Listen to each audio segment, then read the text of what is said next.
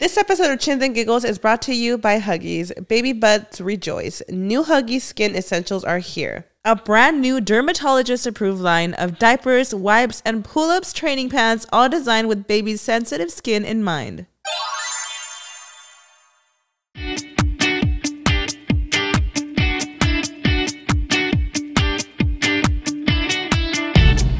What is good, everybody? Welcome back to Chins and Giggles, episode 110? 108. Oh, 108. Sorry, baby. I'm skipping a couple of episodes. Okay, period.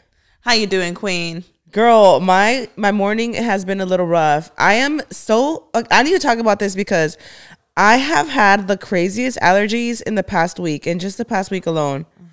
I usually don't have allergies, like seasonal allergies. Raul does, and his are crazy. Like, Raul's the kind that, like, around this time, his allergies are just acting up, and I'm always like, what is it? Like, Raul is an allergy queen for a while. Like, crazy. He's always congested and stuff. So I've never suffered from allergies, like, ever in my life. And I know that you just develop them out of nowhere. I heard you develop them, like, in your 30s also. Your 30s. I've heard that. Oh, gosh. I really hope I'm not developing allergies. Because I heard that you could just develop them out of the blue. But I also searched up on Google because I was like, this is just getting out of hand. I also saw how you could, like, develop them during pregnancy. And it's, like, actually fucking crippling. Like, it's so annoying. Like, it's so much, Mayra. Have you ever thought about if it's a cat? I did not think that at all, actually. You're probably allergic to cats. And now I'm like, wait, am I allergic to fucking cats? Because have we even talked about the cats on here? I don't think you Okay, y'all. So I did post a vlog about this, but if you don't follow me on the vlog channel, so one of my brothers brought in a stray cat last year, and she's a girl, you know, and she got pregnant a few months in. Let me just say this. I don't really care for cats. I'm gonna be real. Like, you know, they're cute and all. Like, they're super independent, and they do kind of like do their own thing. You don't have to potty train them or nothing, which is fucking amazing. Yeah. So the cat comes in, and I'm like, okay, cool. Yeah, she's chilling. She's doing her own thing. She gets pregnant literally like after like 2 months of having her, and then I'm like, wait, we got a pregnant cat. She gives birth to a litter of 5 kittens, you guys. Oh my God. And then at this point, my brother doesn't even really care for the cat. He kind of just brought the cat in just because he felt bad for the cat, which is cute and all, you know, like, okay, period. We did that one time. Remember when we had the other cat? That's how we got at the apartment. Oh my God. So every cat we have had has come to us. We have not seeked a cat. You know what? I feel like that about every animal though, because all animals I've had, they've been rescued animals from the streets too. Yeah. Yeah. So you can bring it Come over. in. Mayra's bringing Mayra a snack. She's hungry. You want to share this burrito with me, queen? I'm okay, queen. Okay, so now we got this pregnant kitty. You know, she has 5 kittens, you guys. And I'm telling y'all, like, before this, the only time I ever had another cat was because one of them came to our doorstep at an apartment that Mayra and I lived in. Obviously, we felt absolutely terrible. So we were like, we need to bring this cat in. It was a rainy day. I was like, this cat's going to die out here. We need to feed it. It was a rainy day. Yeah, and we kept it. Unfortunately, much like a decade later, he runs away. His name was Leo. He runs away. He never comes back. And it breaks my heart because I always wonder if he got eaten by a coyote or if he just ran off and went to another house. We will never know. That was a good thing that he was a boy. What do you mean? Because if he was a girl, we'd probably be filled with million cats, girl. Okay, so that's the thing. I don't know anything about cats. I'm going to be so real with y'all. I don't know shit about cats. I don't know how to tell if it's a girl or boy. Like, you know, they're built a little bit different. I feel like with dogs, like, you immediately see if they're a girl or boy. I feel like with cats, you kind of have to look for it. So, you know, this cat comes in and I'm like, okay, fine, fuck it. We have a cat. Like, I'm down. Which is actually kind of cool because here where I live, I have a big piece of land and I have a lot of like rodents. Like I have just about everything. I have a fucking zoo, I'm telling you, in my house, guys. In the backyard, there's mice, rats, possums, there's gophers, a lot of gophers. So I have just about everything. Like, and you know, cats, that is one thing, mama. They will catch, oh my God, they will bring mice to your doorstep. Stuff. They'll be bringing like lizards, all gophers. They bring all kinds of stuff. It's actually so sad because I'm like, I don't want to see this. And they're so proud of it too. Like, they'll bring it to you and I'm like, I can't. Anyways, she has these 5 kittens, right? And I'm like, wait, this is a lot. Like, I didn't even ask to have a cat to begin with. And I was like, it's fine. We have a cat. Well, now we have 6 with the mom and her 5 kids. So I'm like, hold on.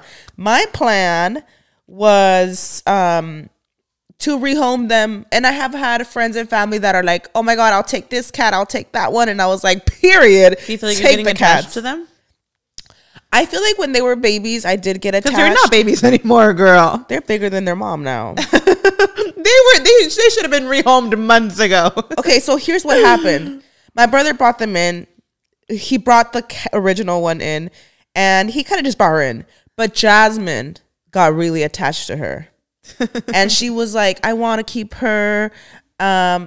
They give birth in her room. Aw, she's a whole mom. So they ended up giving birth in Jasmine's room, and now Jasmine's super attached to the kittens, and they're like her babies. So not the cat lady, imagine. So I told Jasmine, you know, like they're a couple months old now, like, you know, like people want to pick them up. I had friends being like, I want this one. We had people saying like which one they want. They all already had. I look have called dibs too on one of them too. Like, girl, okay, so everybody, like each cat, we already know where it was going. And then Jasmine, I don't know where, it's like, I can't do it. I can't do it. It's gonna break my heart to rehome them. I'm keeping them all. And I'm like, I thought I can't do it. Like, she can't take care of them no more. No, I'm like, yeah. Jasmine decided she wants to keep all 5 cats. Stop. Plus the mom. So 6. And no, I'm like, okay. That's crazy. And I was like, Jasmine, this is crazy. Like, at least rehome 2 of them. Like, I mean, oh my God. Like, that's actually crazy. This is the thing about cats, you guys. Especially if you have female cats, like they could literally turn into 30 cats before you know it, like within a couple months. And you know what's the real fucking tea? I think 2 of them are girls, 3 of them are boys, and then you have the mom kitty. The mom kitty, that girl, like I know when she's in the streets. Okay, and you guys are gonna tell me like, what are you doing? Like, get her fixed, you know? That's been the plan. I didn't even know she was a girl until she got pregnant. Like, I'm telling you, she came into the house and then like, I don't know where she was pregnant. I was like, oh my gosh, what the fuck, you know? What's her name? Candle. Her name's Candle. So I already named one cat. His name is Simba because he's orange, and I'm not gonna lie, like I kind of got attached to him a little bit. But do I want 6 cats? Like, I mean, I love dogs, but I could not have 6 dogs, bitch. That's the thing. That's I'm like, that's a lot of animals in a house. Okay, so that's the thing where I messed up because, you know, I have Butter and Buns. You know, Buns, she can't get pregnant because she's fixed. You know, because you know that's just what you do as a responsible pet owner. You got Miss Jasmine Glitz over here trying to take care of a whole litter because she's set on like, I want these cats. And I was like, we need to get them fixed. Like, she needs to get fixed. Them all fixed. I was like, we need to get them fixed, Jasmine, because this is crazy. Like, these are going to turn into 100 cats within a year. Like, no exaggeration. Because when they're in heat, it's different with dogs. You could keep them away from each other when they're in heat. And you're not going to have a stray dog come into your yard and like, you know, it's really rare. Well, with cats, they will leave the premises to go get pregnant. Like, and Queen, honestly. And I know when she's in heat because I will see like random stray cats lingering around in the front yard. And I'm like, what are you doing here? Like, she's in heat, isn't she? Or she will like be meowing super loud, Mayra, where it sounds like a crying child. I think she's calling for somebody to come take care of her. Oh my God. She's calling for the other cats. So she just had these cats, I want to say like 2-3 months ago. Like, they're still, I mean, they're big now, but imagine she gets knocked up again. Well, here's the tea. Stop. I'm hearing from my brother talking about like, that cat looks pregnant again. And I'm like, no, I've just about Karina. fucking had it with y'all. I have just fucking had it with my siblings. I've fucking had it because I told Jasmine I was like, listen, if you want to keep the whole 6 cats, it is what it is. And like, I'm not opposed to it because my mom does like the fact that, you know, they catch all the rats and shit. Like, my mom does like that, you know, because they catch like rodents outside. So my mom's like, okay. I mean, and they're not like pissing around like dogs. Like, they are so smart. I've actually learned so much with these cats. They're so smart and they're like traviesos a little bit. They're a little crazy because they're like in their kitten era. So like, yeah, they will fuck shit up. They literally will like the couch. Like they'll destroy. Like, oh my god, they could be bad because they're babies. You know, they're kids basically running around. But I told Jasmine, I was like, if you really are gonna keep these 6 cats, I need you to fix the mom immediately, Jasmine. So you and my mom got to take care of that. Listen, like I got my own pets. I got my own Butter and Buns. Like they're my babies. Like, you know, if they're fixed, like that's all I'm worried about. I didn't ask to have 6 cats. That's wild. So my mom was like, don't worry, Karina, we're gonna get them fixed. And my mom's like been doing research for to take him and stuff. So listen, at least get the mom fixed, right?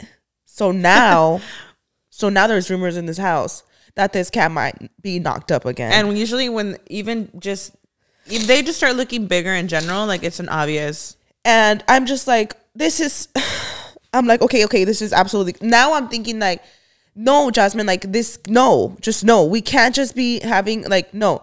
So we're gonna figure this out. And you know, we have the cats we have now, and I feel like Jasmine's she loves those and she's never gonna rehome them. Yeah. But if there is a new litter coming, we're just gonna have to rehome them immediately to our friends and family and be like, y'all, please. Because I don't want 30, 40, 50 cats. Like it's just. What if those 6 cats that are completely taking over the house are the ones giving you the allergies? And that's where we go back to that. Maybe it could be that I'm allergic to cats and I don't even know it, Mayra. It's driving me. Because we've never had 6 cats like that, girl. And I've never had allergies like this in my life. And right now that you just mentioned that, I'm like, wait, am I allergic to fucking cats? Like, I don't. That's crazy. I mean, I guess one cat maybe doesn't make a difference, but when it's like 6 roaming around, maybe it does make a difference. It's a whole village. You might feel it. But that's the what's going on right now. And I just like, I got home the other day and I told Jasmine, I was like, is she pregnant? Like, what's going on? Like, this is crazy, Jasmine. Like, I told you, literally, your one job was for you and my mom to go get this cat fixed, whatever. So now, my mom and her had their own argument. Like, I told you, my mom was like fighting her. Like, I told you we should have taken it, blah, blah, blah. So I'm like, well, now y'all got to fix this now. Because, like, if she is pregnant now, that's fine. Like, a lot of our friends and family did want these cats, but y'all didn't want to get rid of them. Yeah. So now they'll just take the next one. So does like, have more, no? Like I just can't. I feel like they could have more than 6. I think my suegra.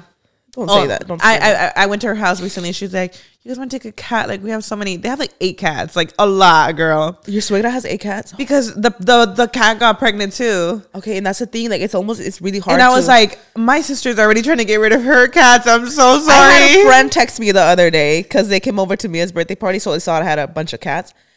She texted me and she was like, hey, so like, you know, I know that you're a cat girl because you have a lot of cats and I figured you love them. Do you want to take one of my baby cats? Because my cat just had cats. I was like, baby, I have those cats not by choice. Well, that's crazy. Because my sister wants all these fucking cats, girl. Like, listen, I was like, girl, I'm already trying to get rid of the ones I have here. That is funny. I'm trying to take another one. She's like, what's one gonna do with that village? No, literally, she's thinking she has 20 already. Like, I can't.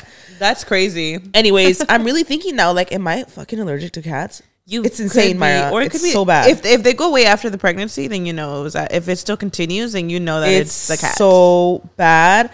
I literally the other day, because Raul's always had like crazy allergies, and he was even telling me like, damn, you have them really bad, like out of nowhere, Mayra. Like I literally was rubbing my eye, you guys. Like I was rubbing my eye.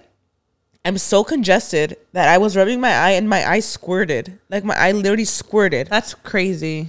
And Raul was like, my eye has never squirted from allergies. I'm like, that's how congested I am that I feel like my eyes are going to pop out of my fucking head. Whoa. Like that's insane, Have you brought it Mayra. up to your doctor just to? I haven't, but I did search it up and it also says that you could be just more prone to allergies when you're pregnant. Yeah. But it's just like, I'm like on the verge of asking for some kind of allergy medication if I can take it because I'm like, I've never had this in my life. That's wild. Like, now I'm like, oh my gosh, y'all going through allergies every season. It's just, y'all that have seasonal allergies, I'm so sorry. It could also be spring causing them, like the transition. I know. I guess I just didn't expect it just because I never have allergies, even seasonal allergies. Like I never deal with that. So it's just like, it's literally I like, have a huge feeling that it's the cats. I can't even wear like a full beat, Mayra. Like I showed up here today with no mascara because I told Mayra, I was like, I literally like cannot put mascara on because my eye is running so bad lately and my nose too, like just like randomly like just like pouring. Wow. How congested I get. Anyways, dang. That's what's going on, guys. You're really keeping all 6 cats though? Just because Jasmine wants all of them? Like for real, for real? Well, what I mean, even my mom kind of liked them at that point. They were taking care of like all the rodents, which is cool. But it's just the fact that like she might be pregnant again. I'm like, Jasmine, this is actually irresponsible. Even if she's not pregnant, though, the plan, you guys are really keeping all of them. No, no.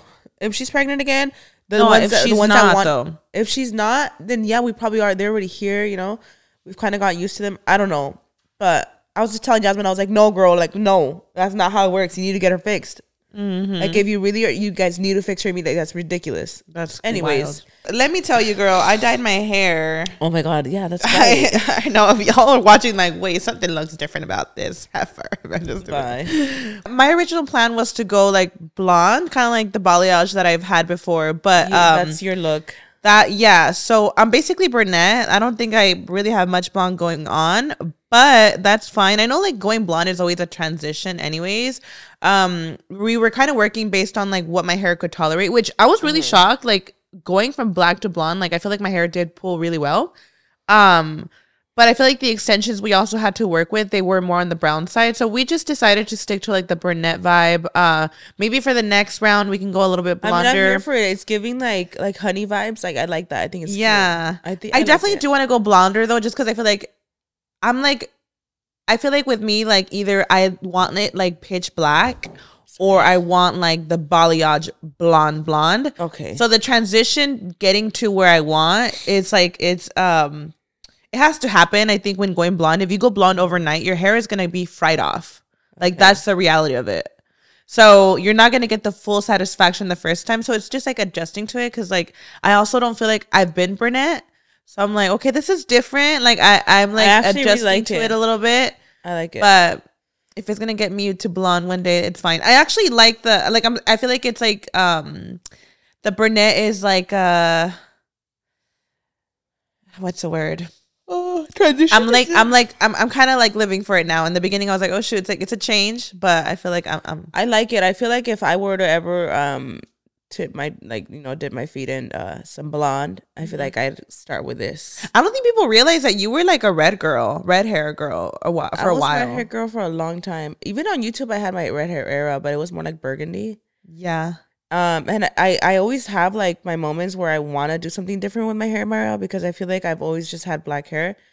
And I love how balayage looks on you. Oh, period. Thanks. I loved how it looked too. That's what I was trying to go for, but also I have to be realistic. Like my hair was black. Okay. My hair was black. Like when you have a black hair, especially if you do box dye hair dye, girl, like that's the worst thing you could do if you ever feel like you're going to go lighter. Which I only did it like once or twice. And for the most part, I would always go to Tony. But still, black is really hard to remove. So even though I want to be like, I want to have that balayage so bad, like it's fine. I'm going to love the process. Yeah. I'm brunette and I'm living for her. And summer's coming up. I'm like, I was just craving something different. Like I feel like that too. My comfort colors are, I think because I know what it's like to be blonde. Like I feel like I have an alter ego when I'm blonde, bitch. Like it's so weird. Okay. Like blonde me is just like different. I can't explain her. Her name is fucking Isabel. Yes, Isabel. That's right. Isabel. Isabel's my middle name, but I remember having a blonde wig and I just started calling her Isabel. And then when I actually went blonde, I was like, oh bitch, this is Isabel. Like, yeah. I feel like when I find it so fun. Like when I think of Mayra Touch of Glam, like it's your balayage. Mayra Touch of Glam has like highlights, yes, right. So I really like the balayage on you. So a part of me, like I've always been tempted to do that. I want to see you in a balayage too, but also I'm so used to black hair that I feel like for me it would just be like so drastic that I would like I don't know. It is hard. Like I'm not gonna lie, I have a hard time adjusting to even just like going brunette. It's an identity like change. I also just love me a nice like that natural honey color.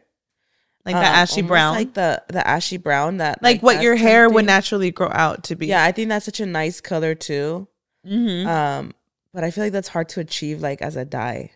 Cause you know how there's that nice like there's that like natural almost like dirty you have blonde, to bring in like the blue shampoos brown to take out like the warm. You know what I mean? Like that nice like natural light brown that looks so pretty. Yeah, that's not like a natural orange. color. Yeah, that doesn't have the warm in it. So it's hard to like. I feel like that's hard to get also with dye. That is hard to get with dye. I don't know. But you have to upkeep it with like blue shampoos and stuff to take that out.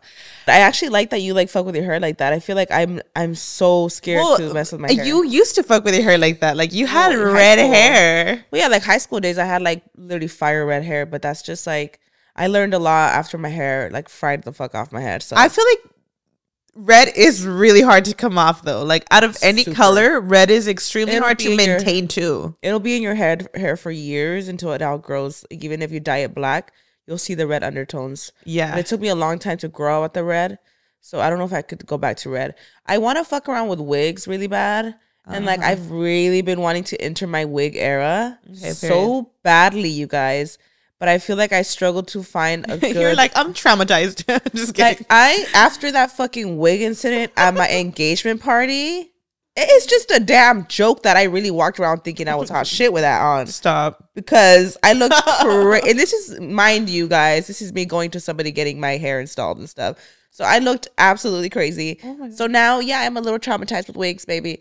I want the ones that you just throw onto your head and they're ready to go. Or then with like a cap or something? I don't want to have to like do the installation and stuff. Like I want ready to go ones. So please recommend some good ones. I know I see them on TikTok all the time. I see them on TikTok all the time with influencers being like, this wig was $30 and they threw it on. It looks amazing. But I'm like, $30 is... But I'm like, but are you being paid to say that? Like, does it actually look that good for every customer? Yeah. So that's why I get nervous about buying those on TikTok. Anyways, y'all. So I have been wanting to tell you guys about me experiencing my first fight on a plane. That's so iconic. I was trying to tell y'all last week, but the Skinny Squad was here and I totally forgot. But when I came back from Hawaii, I experienced my first little altercation on a plane, and it was kind of entertaining. I'll tell you, I was living for it, baby. So oh my gosh. So first of all, we land. This whole flight was a shit show.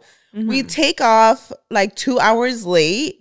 So we get to the airport and I'm so mad because me and Raul, we had been wanting to try Leonard's Bakery in Oahu in Hawaii. It's supposed to be, it's like this really famous bakery where they sell these, I think it's called malasalas. I already forgot. Oh my gosh.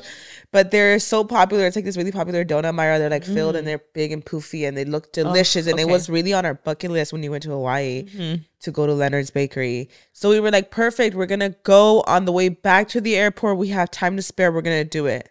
So I don't know what happens where it's showing us that our flight is like ahead 20 minutes or something.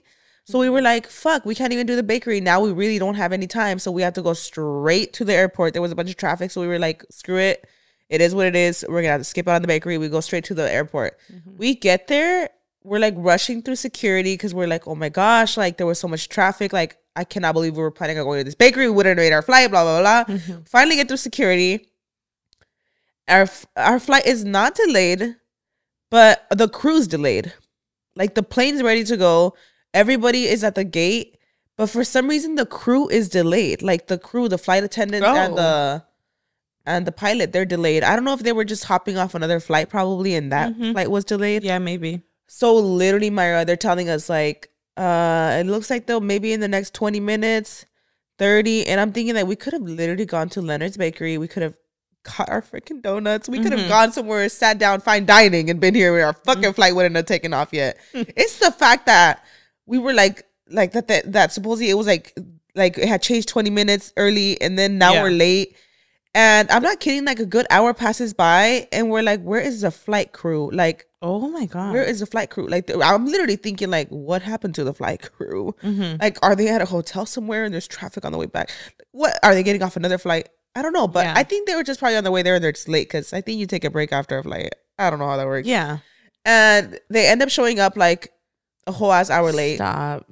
So by the time we board and everything, get on the plane, you know, the pilot's apologizing on over the thing. He's like, you know, like, I'm gonna get you guys there. It's actually like a shorter flight. I don't know if he's like hauling ass or what, but he's gonna get us. Hauling ass is crazy in a plane, girl. I don't know, but the point is, we're somehow gonna make it on time. You know? Okay. And I'm like, oh, like he's hauling ass, like he's gonna get us there. Period. You know? Scary. So he's apologizing for being late. Blah blah blah. We get on the flight. Okay. Blah blah blah. At that point, I'm over it because I'm like, we've been at the airport all fucking day. We're barely taking off, bitch. I should have been mid-flight on the way home already. In the middle of the Pacific somewhere, bitch. Like, so we're finally, 5 hours later landing. And so we land, okay? This is where it barely gets started. We land, and then he's like, folks, I gotta apologize. Like, they don't have a gate for us, so we're just gonna chill around until they have a gate available for us to pull up. You arrive to the airport, but then you have to pull up to a gate. Yeah. So we're like, okay, this happens. Like, this happens, and it usually takes like 10 minutes. No, like that happens sometimes. Yeah, you just land. You kind of wait a little bit. So we're waiting around, Mayra. 20 minutes pass by. 30 minutes pass by. Stop. And they're like, sorry, folks, we're still waiting for them to open up a gate for us. Yeah, I don't know what's going on. The pilot's saying like, yeah, I'm frustrated too. I don't know what's happening. They're not giving us a gate. I'm thinking like they're not giving us a gate because we're fucking like an hour too late because we're late. Yeah, because the schedule's all fucked up. I'm thinking like, baby, we're arriving late, so they got other planes to accommodate too that are on time. That's what I was thinking in my head. So at this point, people are getting flustered. Mayra, an hour has gone by already. We're all waiting on this plane. People are getting annoyed with each other. It's like, they pass around more snacks. Like that's how long. That's how long we've been waiting. That the attendants are like passing around snacks again. Let's just go fly again right now. So we're just like, okay, like so they're asking us if we want water, snacks, or anything, And at this point, everybody's like up. You know how it is. People land on a flight. The moment they fucking land, they tell you keep your seatbelts on until we're at a gate. People are standing up, opening up their fucking bags and shit. You know how people are. And like the pilot's getting frustrated. Like, we are not at the gate. Sit down. Like, stop getting your shit. People are already getting their stuff ready. Like, we're not even at the gate. Y'all trying to get off the plane already. Whatever. I'm not, Mayra. 2 hours passed by. I swear. I swear 2 hours passed by, Mayra. We landed. Is Mia awake throughout this? Yes, she's annoyed. She's like, I want to get off this plane. Oh my. Mia, she actually made the plane laugh because she's like, I want to get off. I want to get off. And everybody was like, same girl. Like, people at that point, whatever. So out of nowhere, so at this point, everybody's just like annoyed, like, oh my God, we've been on this plane for 2 hours is crazy. That's a whole flight. Like, I would have been home already. Like, literally, the drive from LAX to Riverside, I would have been home, got my bags. We would have been home already. Goodness. And this is us literally still waiting to be assigned to a fucking gate, right? So I was just like, OMG. So everybody's just getting flustered at this point, Mayra. Yeah.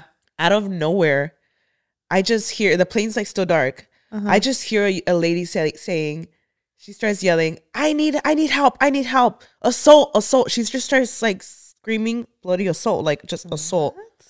I'm just like, oh, what's going on? At this point, I'm like getting bored. Baby, I'm bored. Start the drama. Who's fighting? So I'm like, what's going on? So of course, I take my fucking phone out and I'm like, people don't give a shit. I was all shy by her recording. There was a lady with her flash on.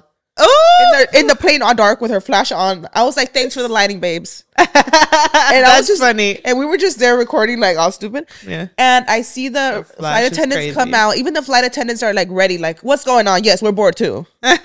So they're rushing down the plane. They're rushing down the aisles like, what's happening? And this lady is just saying like, at this point, like, two of the men stand up and they're in each other's face. What? And they're just like, fuck you. Like, you've been doing this all the fucking ride.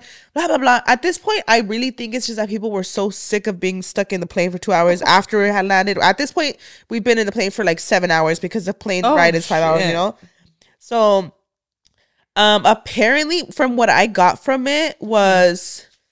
Okay, so let me just backtrack a little bit. So she's saying, you shoved her seat. I saw you coming back for you shoved her seat. And then I hear the person on the other side, like the one with the other guy. And he was like saying something like, she's been fucking like rattling her seat the whole fucking time. Like, I heard something along the lines of like, she's been jumping around the seat, that she was just like everywhere. And that I guess what happened was the guy behind her shoves her seat. And she like goes flying forward. Ooh. And the mom just happened to have been walking out the restroom and coming down the aisle when she saw him shove her seat and saw her fly forward. Oh. So, that's what she was saying. Like, don't touch my fucking baby, blah, blah, blah, blah. And, she gets up, the girl, and she's like going off like, yeah, you pushed my seat, blah, blah, blah. And I hear one of the other guys, I don't even think he was related to the guy, but he was saying something like, the whole flight, you were doing this. The whole entire flight, I saw you doing this. Ooh. So I got the vibe. Also, like, this is like, as like chaos is going on, like, I can't really hear exactly what's going on. But I got the vibe that the teenager was like her seat was, she was probably really like antsy in her seat the whole flight, and that the guy behind her was probably like getting irritated. You know, I don't know if he had like stuff on his plate. You know how like the little seat. Okay, maybe. I got the vibe that she was just like a little like moving everywhere, and that he just like got mad and pushed her seat forward. Yeah, and like she flew or something. I don't know. I don't know, Mayra. Yeah, but at the same time too, yes, I'd be fucking livid if somebody. I mean, that's what the mom saw too. You know, that's all she saw too. Yeah, but what does she mean by like he was doing it the whole time? I think I was just hearing multiple people talk.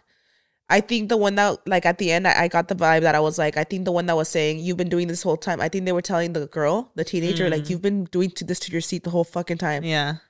Because I think the other guy was, like, defending him, saying, like, the whole flight you were doing this. And, like, he got irritated and pushed your seat. Yeah. I think that's the vibe that I got. And then, so, she's literally livid, Mayra. And the flight attendants are like, everybody needs to calm down. Everyone needs to calm down. And she's like, we're not going to calm down. This is assault. She's literally like, she's going hard for her kid, you know? This is assault? And she's literally like saying like, she's like, I want police. Like she's telling this flight attendants like, I want police. Okay, because I experienced assault on your plane and I need the police. So this is a Karen. At this point, I can't tell if we're dealing with a Karen because people are starting to defend the guy. Like the people sitting next to him that are strangers to him are saying like, hey man, like she was like this the whole flight, blah, blah, blah, blah, blah. So I was like, oh my God, I don't know what's going on. And this is all when they're trying to find the freaking. This is all as we're still waiting for our gate in the middle of the airport somewhere, just stranded. And lo and behold. Girl. Oh, but let me tell you, that fight got us a gate real fucking quick. Oh? I don't know what calls they made to... Well, yeah, to the building. They're over here getting, but within 5 minutes, we're on our way to the gate. I think they were scared a little bit. Like, all right, they're losing their fucking patience back in the cabin. We need to get to the fucking gate. We need some fresh air now. Imagine. So we pull up to the gate, and you know, at that point, I'm like, okay, we got a little bit of entertainment. You imagine? We get there. Lo and behold, we get there, and there's like a bunch of police, Mayra, waiting at the gate. And the people that are about to board the next flight are all cheese muscles. They're like, what happened on the flight? They're even asking me like, what happened on the flight? Was there a fight? Was there a fight? I was like, not really, but there was like an altercation. So we're like all, and then like they saw all of us getting out all tan. Everybody's leaving the plane like tan as fuck. You could tell we're coming from somewhere tropical. Mia's carrying her little Hawaiian doll that she got as a souvenir at the airport. And like people are wearing Aloha shirts. And I even hear like the people, because the people boarding the next flight are going to New York. And they're doing a red eye at night. Okay.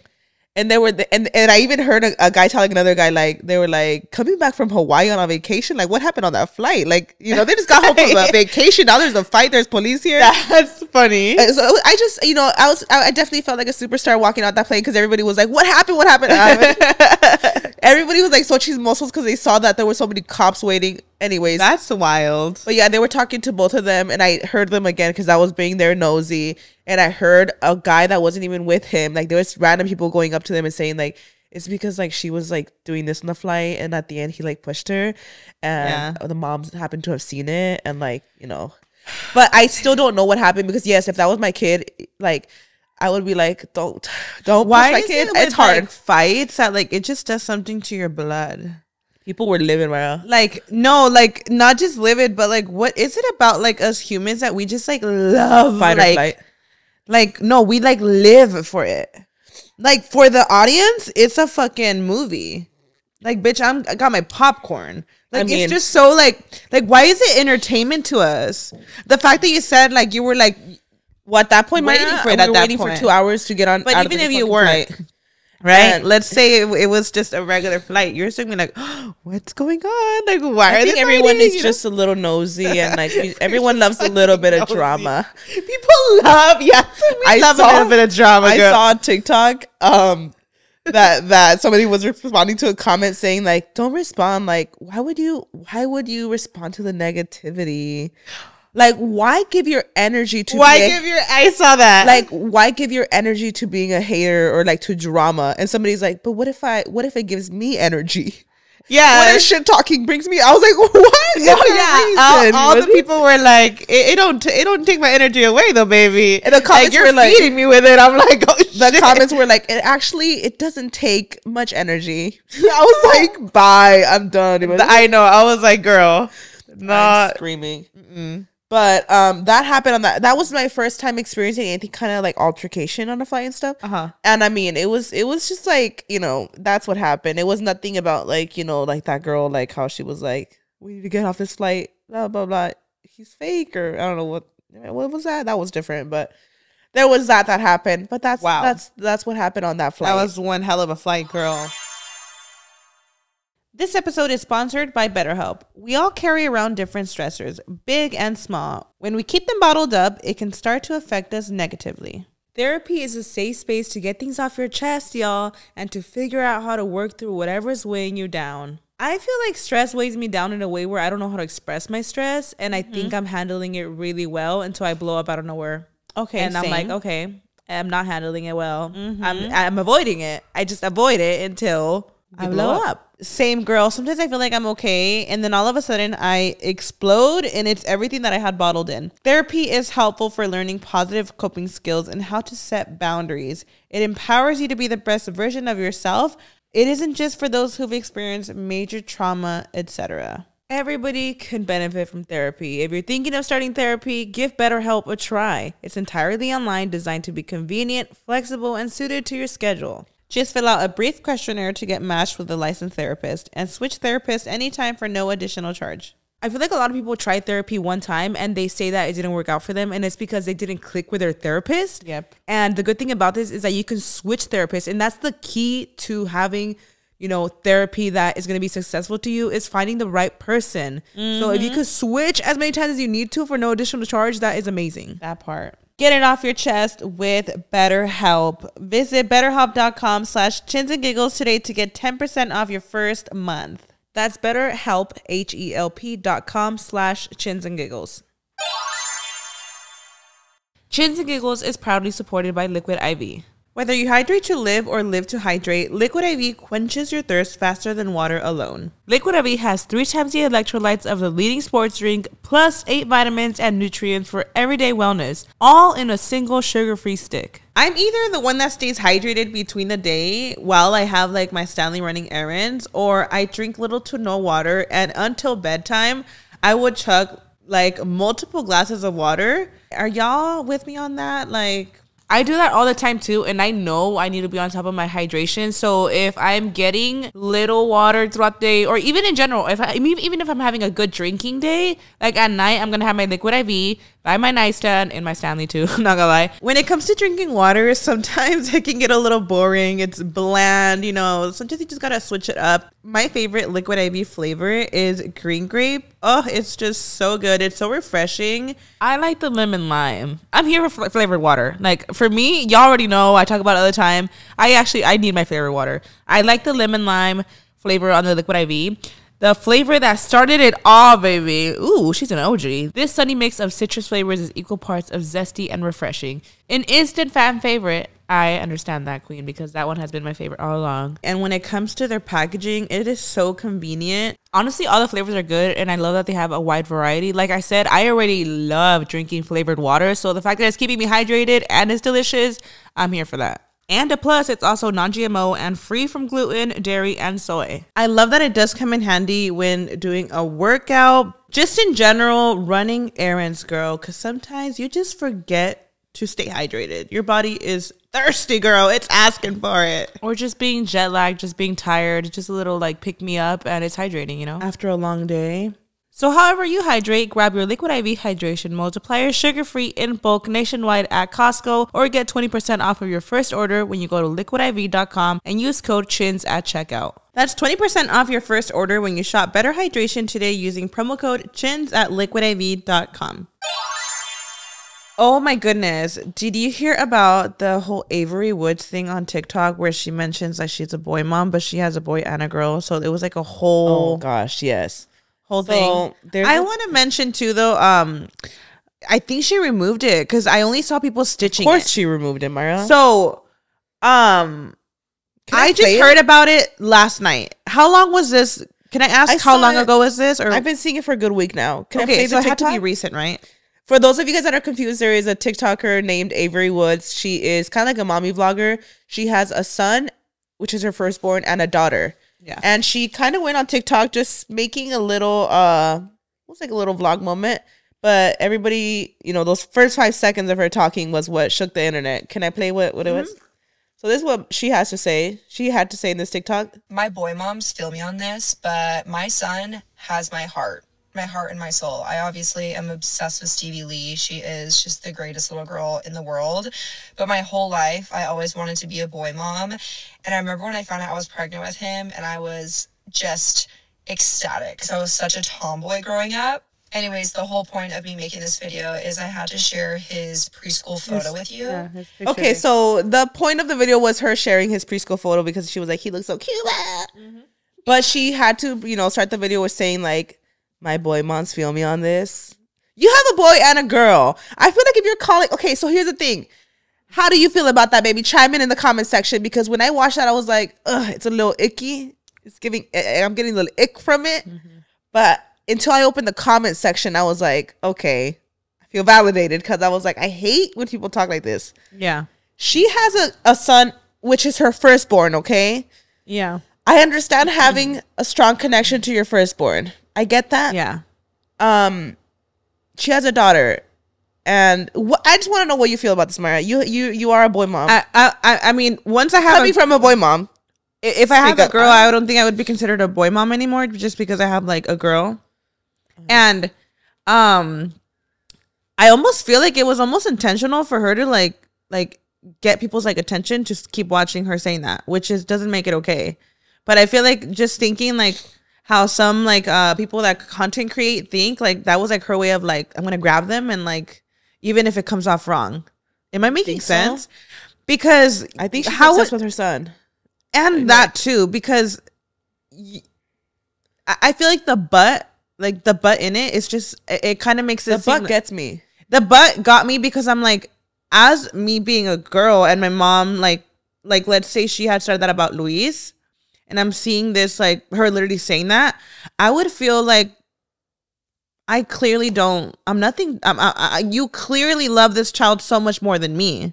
I think like imagine her daughter seeing that. It's good to hear from someone like you know, you're a boy mom, right? Like you have 2 sons. You're considered a boy mom. I think if your personality trait is to be a boy mom, but you have a daughter and a son, like it's kind of weird. Why are you calling yourself a boy mom? I feel like just in general. Yes, you have a boy and you have a girl. Yes, you are a mother of a boy and you're the mother of a girl too.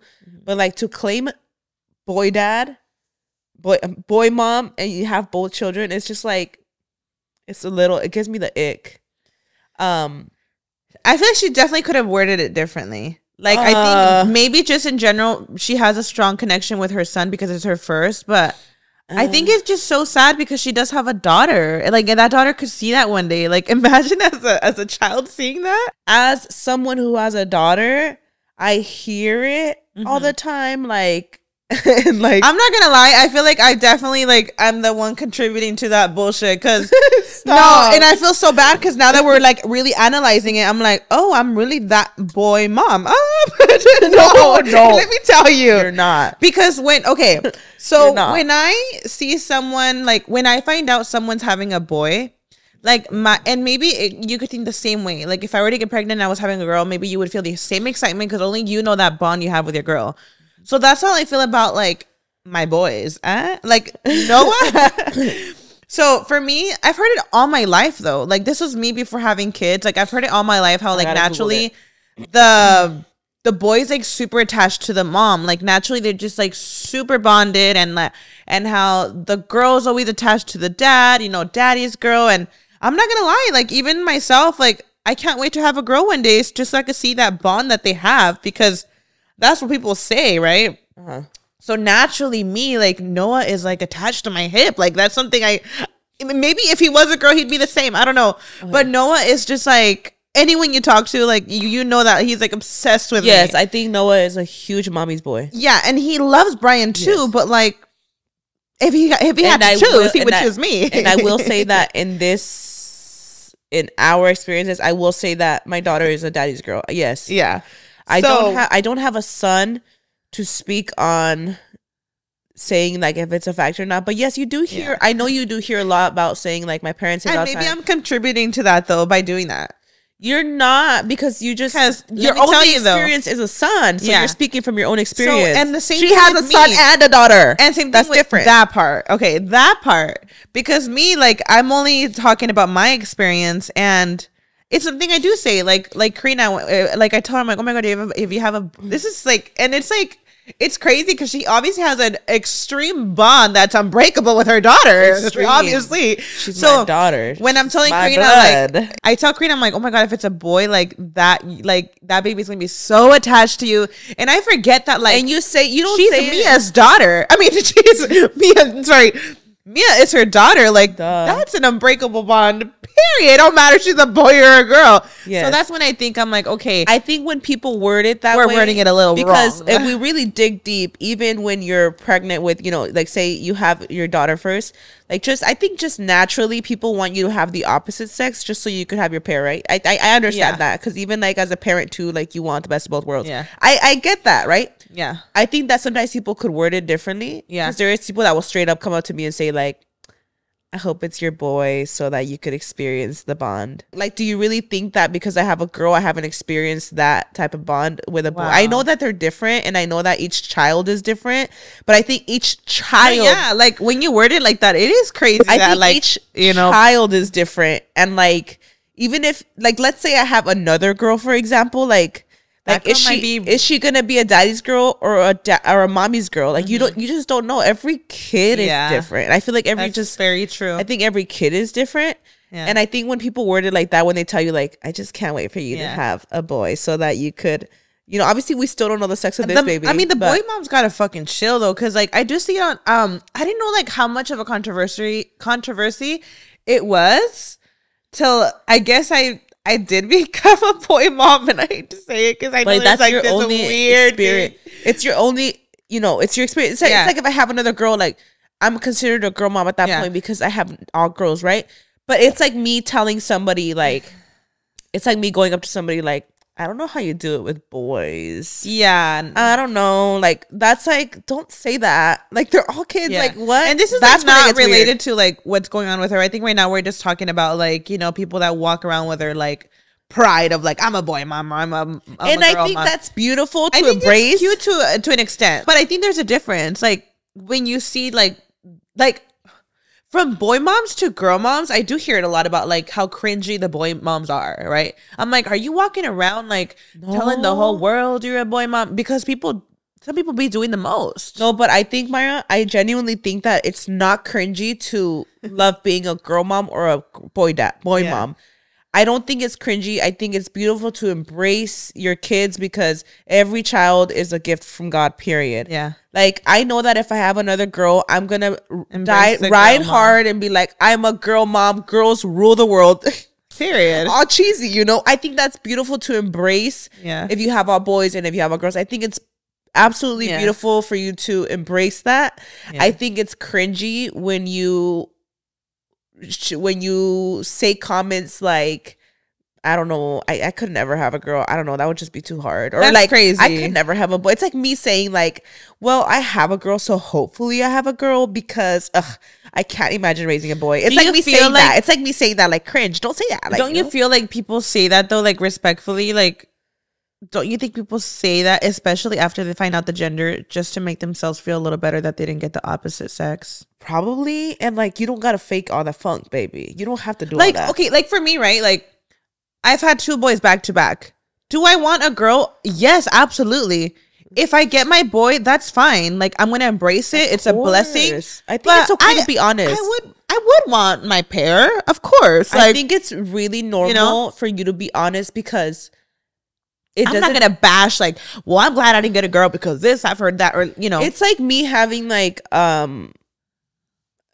I had another girl, like, yes, I'm gonna be really happy regardless. But it's like me saying like, oh, thank God it was a girl. I didn't want a boy anyway. It's like, what? Like, baby, I know deep down inside you probably did want the opposite. You don't gotta say all that extra stuff to make it look like, and you don't have to. Yeah.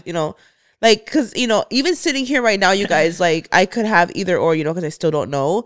And even if it is a girl, I'm gonna be super happy. Mia's gonna be off the walls excited, of course. She wants her girl, period. Yeah. But I'm gonna be happy regardless.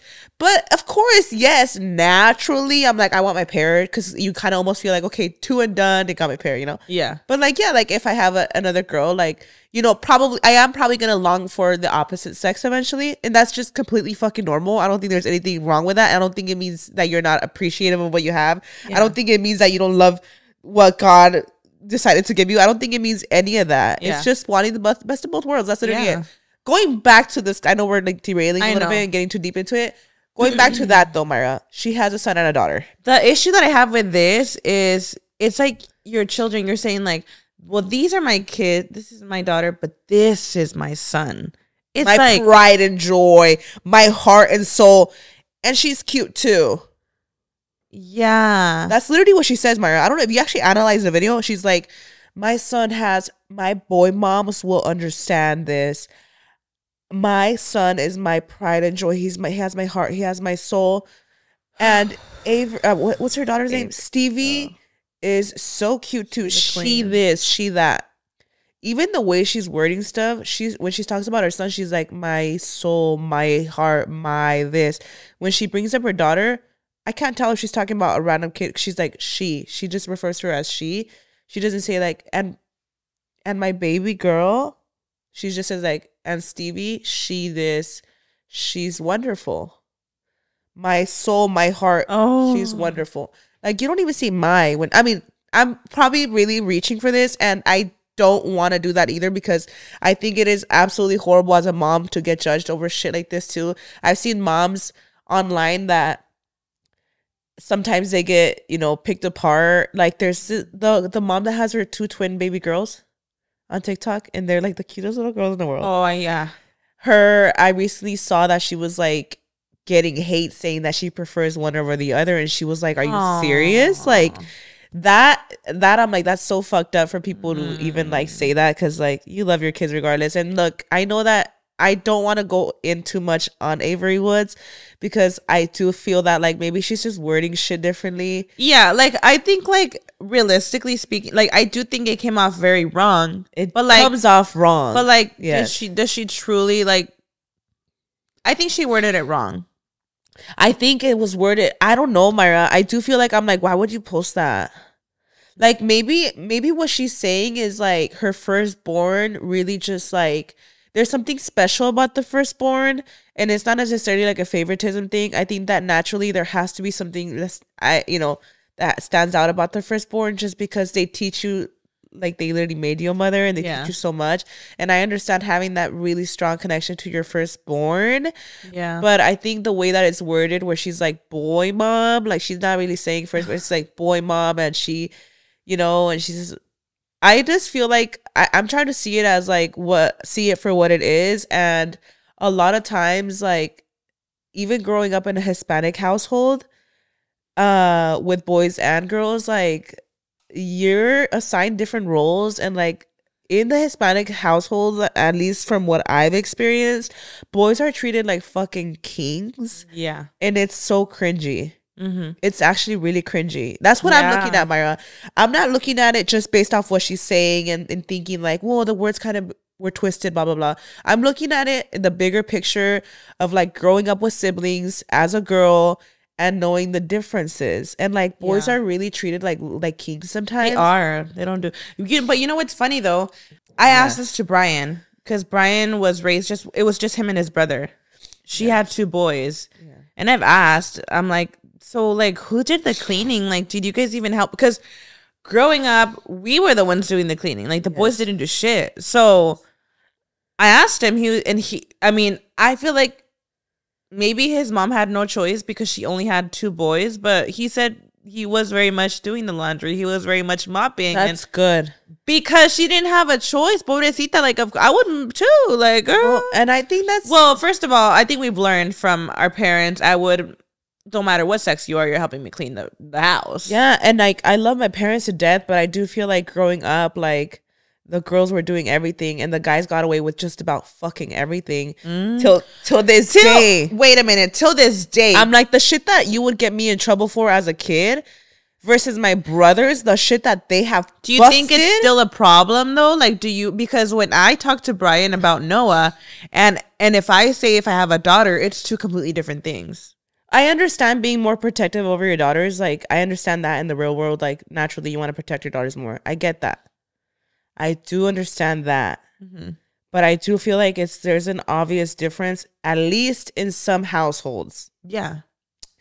And I think that's our generation's, this is our chance to break that chain, period. It all goes back to that, just break the fucking chain, bitch. Yeah. Because I feel like as a kid, like the shit that I got in trouble for or things that I experienced, even as a fucking adult looking back, I was like, I look back and I'm like, the shit that like some of my other male siblings have done, like they got it fucking easy. Mm-hmm. Just because they were males. Because me as a girl, are you going to be stricter with her? Or do you feel like regardless of what if you had a boy, you would be as equally strict with both of them? I think I'm going to be strict with both of them to an extent. I do think I would protect my daughter more from, curfews and like, okay. Yes, I think naturally I would want to protect her. You as a parent, you don't think you're doing much, but like they grow resentment with one another. How you're saying the same thing with like our siblings. No, I feel that. I know. But I think it's like more like, when it gets to like the little, like the little things like cleaning or, or even just like the way you're treating them and talk to them. I've seen it in literally like in adult mothers, like in like señora mothers, how they talk to their kids, even as adults. And I'm like, oh my gosh, you definitely talk to them differently. Like you feel like they're favoriting like the sons more. I've noticed that in the Hispanic culture, like, right? It's like a thing. I've seen it. It's definitely a thing. And I really do see it like now as an adult, now that I'm having kids. I actually see it as a way where I'm like, okay, if I'm giving the opportunity, to have my daughters, I don't know what I'm having next, you guys, but like for in general with Mia, like, I don't want her to experience none of that crap. Mm-hmm. I also think like, like just you learn so much from your parents. Yeah. Even just like having a lot of kids, like I think that's great to have like all the kids you want. Mm-hmm. But I do feel like when siblings become other siblings' responsibilities because you're the older siblings, I don't like that shit. Like that. And that's something in the Hispanic household that's also very common. Now I'm just kind of going everywhere. Yeah. Where the younger ones almost become the older kids' responsibility. I don't fuck with that shit. And that's why I tell Raul, I'm like, I don't know if I'm down to have 5-6 kids because I never want one of my kids, like Mia or her siblings, to feel responsible for each other. I never want them to feel that shit. Mm-hmm. And I feel like in the Hispanic, I don't want to just say Hispanic. I feel like a lot of times, like, it's almost expected of you as older kids. Yeah. To like take responsibility. And I don't fuck with that. And I think that like your parents are trying their best. Of course, 100%. They try their best, and they want the help from their kids. I get that. Yeah. But I think when like you're having to, little shit like that, you know what I mean? Like stuff like that. I don't know. I'm just like going off topic now, but yeah, I don't know what was the thought process with it. Yeah. Like because I feel like in general, like as creators, like you overthink even things you post. Yeah. So I am questioning the thought process of like editing it and being like, this is okay to post. I think her even just saying like starting it off right away with like, as a boy mom, I was thinking like or I understand if she was saying that if she had like boys before having girls, like maybe she had like 2-3 sons and then had her girl and said like as a boy mom. But like the first minute I heard as a boy mom, you would understand. I was thinking like she probably has like a lot of boys. But then I was like, no, she just has 1 and 1. So it's just like, it's just weird to say that. Hard, yeah. And you think you're not doing harm to your daughter, but her hearing that and her seeing the little differences over time, she will grow up and notice that. Yes, She will notice it. And like the differences of how you treat them too, like they notice it growing up. I always noticed our brothers having a different, with the exception of Luis. because Luis was the older sibling. So Luis had it the roughest because he's the oldest one. There's the oldest kid syndrome too. And they have it fucking rough no matter what. Yeah. So Luis, I feel like he's like out of the exception for he's an exception for this. But I do feel like our other brothers, like I like just having them. I had to. I feel like when we all started living together, I had to like almost implement them to clean up after themselves, because I was like, this isn't like, I'm not your mommy to like, no, you got your own responsibilities and chores here. Like that's kind of where I felt the shift. But yeah, that's how it is. Like growing up, like you notice the difference and stuff. It's just crazy, you know. And it's a thing. Like you can't just be like, say like, oh no, like no. It's definitely a thing, especially like when we grew up. Like in our generations, I feel like a lot of people could say like, oh yeah, my brother is treated like fucking kings, and like, or even like how like I just don't want to be that mom. Like that's like my son's a freaking mujeriego out here breaking hearts, but I take his side. Like, because like I feel like there's a lot of suegras that are like that they literally like will forgive anything that their son's doing. To them, it's like they're like praising them, like, don't talk to my son like that, like, or the expectations that they have for their son's wife. Expectations that they have, because I think like, and this is like a whole other topic of like knowing like your place, because, and I've never also this is not at all to like bash boy moms. It really isn't at all. Like it really isn't. I know so many amazing boy moms that I'm like, you're doing such an amazing job at raising these boys. Like I'm just I think right now I'm just kind of like going based off of like growing up as a kid with siblings that have both sisters and brothers, and you do notice. No, let's be real. You know, like, I mean? Mamas be a little crazy sometimes. You know, like that's like, not judging like there's boy moms. Expectations, like when it comes to your mom and your wife, like who comes first? Like there is like those things that it's like, first of all, I think when you get married, like that is like your wife. That is she comes first. I had seen this thing where this guy is picking up his mama. His wife is riding in the car with him. And when he picks up his mom, the wife is expected to get out of the car and go to the back seat because mama goes in the front with her baby. Oh, God. And for them, it was normal. It was like, oh, that's your mother? Like, of course. Like, of course. Cringy. Now, let me tell you, I think... obviously there's something wrong with that, right? I think like if there's a mom watching right now and she's like, what's wrong with that? I'm his mom. You gotta know your place, right? Like you gotta understand, baby. Listen, and you know what? I think yes, the wife comes first. I do think it's fucked up when the wife is like, fuck your mom, I'm your priority now. I think as a wife, you also have to encourage your man to be in his family's life. I encourage Raul a lot, where I'll be like, we gotta go visit your mom. We haven't visited her, like, you know. Yeah. And referring to like we were talking about the car situation. Funny enough, I'm actually the kind that will be like, do you want to sit in the front? Okay, that's what I was gonna say. Not that I'm like for it, like, oh my God, yes, kick me out of the fucking front seat. But I would be shocked. I see myself being more like, do you want to sit with him? Like, I'm asking. But she's not expecting it, because I almost recall one time them picking me up and her going to the back seat. Yes. And I didn't have to say it. She did it because it was like, that's her wife, his wife. Yeah. So, and I mean, do you do that? I want to ask you, do you do that where you offer her the front seat, or if she tells you to?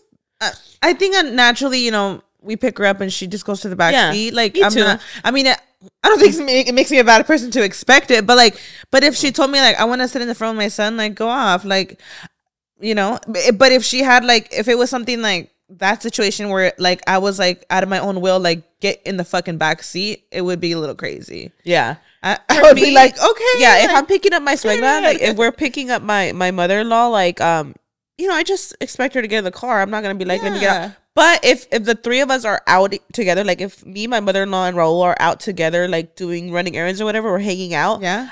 When we're getting in the car together, I will tell her like, do you want to sit in the front? And she's always like, no. Like she always looks at me like, why would I sit in the front? You sit in the front, you know? Yeah. I don't know if I've done that, which That's so cute. No, but she's always looks at me like, girl, why would I sit in the front? You're his wife, you know? Like, so yeah. I respect, I have to say this. I love my suegra so much. She is a fucking queen. Yeah. She is like the best it gets. And honestly, I'm so blessed to say that because I hear horror stories of mother-in-laws.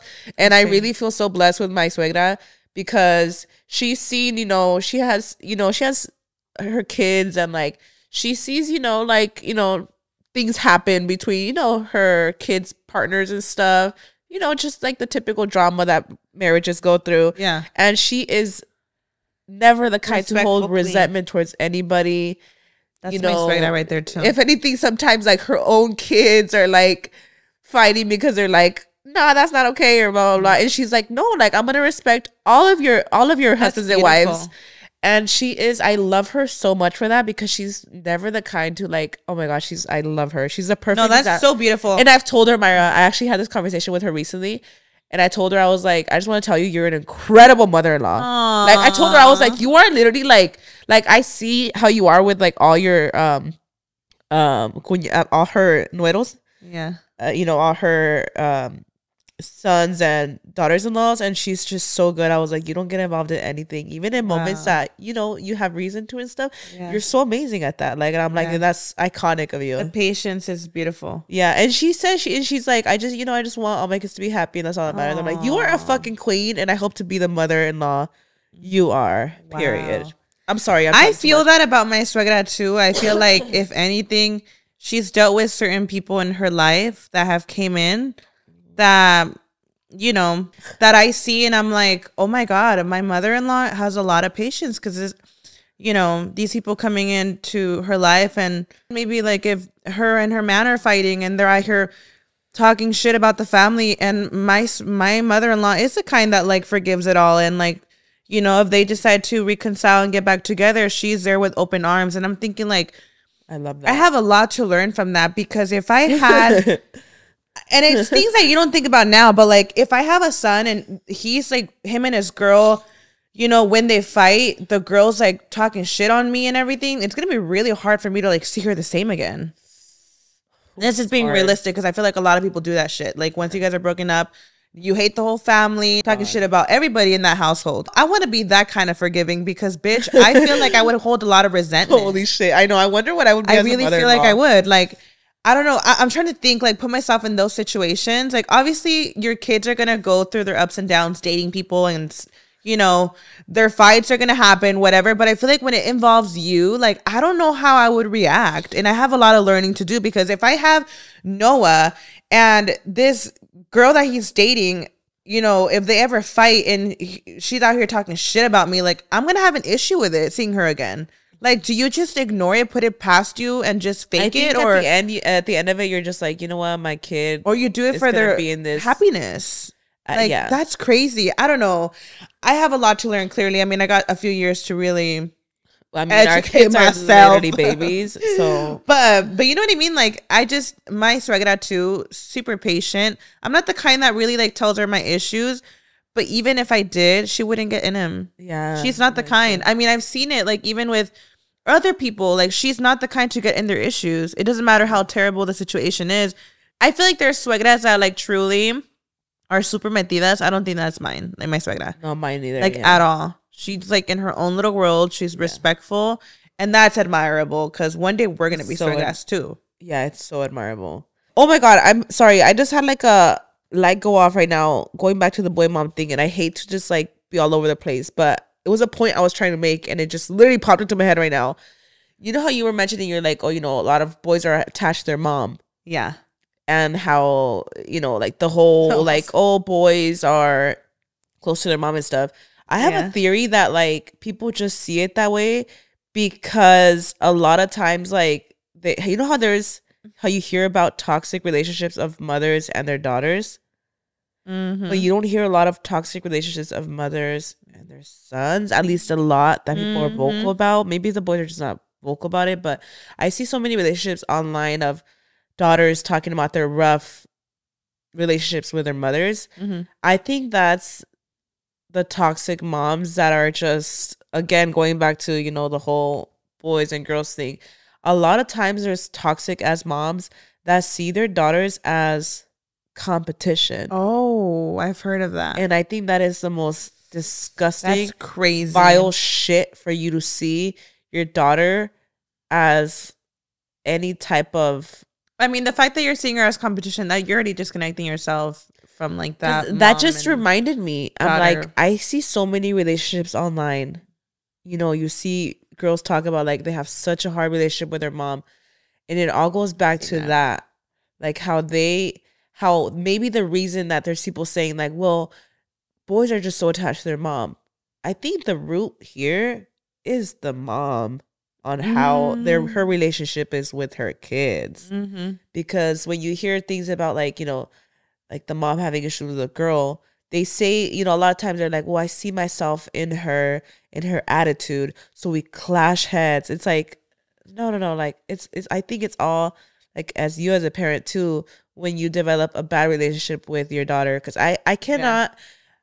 That's could it be like as adults, like when you clash a lot? Do you think it could be kind of like when people say like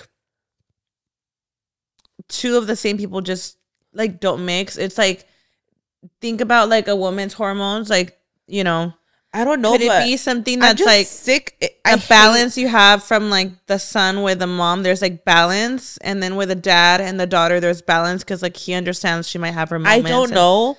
As a mom, like the relationship you have with your kids is all gonna depend on you. Like, stop calling your fucking kid, like saying that they're not loving enough towards you, and that why don't my kids talk to me? Why are my kids not there for me? What the fuck did you do to them like growing up that they don't want to talk to you as adults? Like, like it all goes back to the relationship you formed with your kids. Yeah, I think when a parent says, well, it's a two-way street, like we both have to put in our part, I think that's bullshit, because that kid didn't ask to be here. In a parent situation, like, you know, you had this whole time literally from birth to form that connection. That was a one-way street for you, baby. Yep. And it was your responsibility to form that relationship with you and your kid. Yeah. That was a one-way street. Yeah. Because as a kid, your natural instinct as a child is to bond with your mom. It's literally natural, Mayra. Yeah. I feel that no matter what relationship I've had with my mom in the past or what rockiness we've been through, me as a daughter, as her daughter, and me knowing that I just have one mom, my natural instinct is to bond with my mom. So for you to make that decision as an adult to cut off your mom, what the fuck did she put you through for you to say like, I'm fucking done?